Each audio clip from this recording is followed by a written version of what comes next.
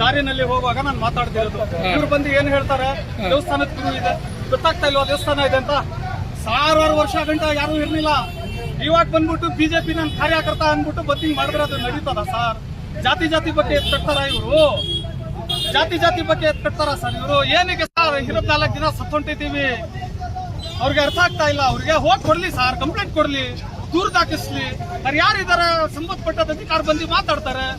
ನನ್ ಬಿಜೆಪಿ ಕಾರ್ಯಕರ್ತ ನಾನು ಹೀಗೆ ಮಾಡೋದಾದ್ರೆ ಏನ್ ಅರ್ಥನ ಅದು? ಹೇಳಿ ನೀವೇನೆ. ಸಾರ್ವಜನಿಕರು ನಿಂತಿದ್ದಾರಲ್ಲ ಕೇಳಿ, ಪಕ್ಕದ ದೇವಸ್ಥಾನದಲ್ಲಿ ದೇವಸ್ಥಾನ ಕಟ್ಟಿದಾರಲ್ಲ, ಆ ದೇವಸ್ಥಾನ ನೀನು ಮಾಡಿಲ್ಲ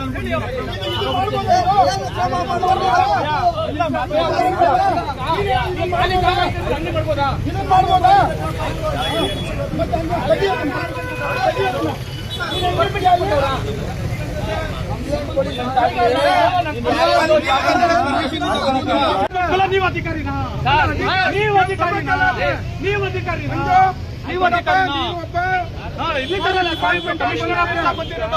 ಈಗ ನಾನು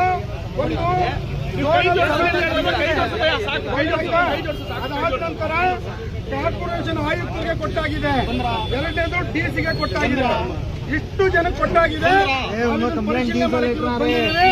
ಈಗ ನಾವ್ ಹೇಳ್ತಾ ಇದೀವಿ ಲೆಟರ್ ಅದು ಹೋಗಿ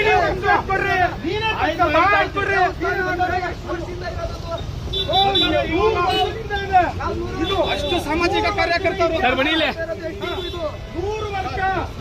100 ವರ್ಷ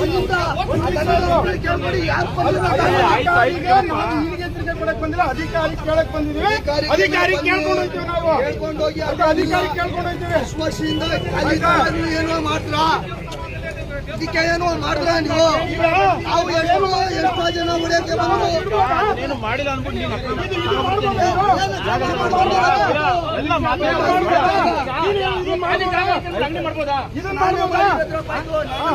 ಮತ್ತೆ ತೆಗಿಯೋದನ್ನ ನೀನ್ ಹೆಂಗಿರ್ಬೇಕು?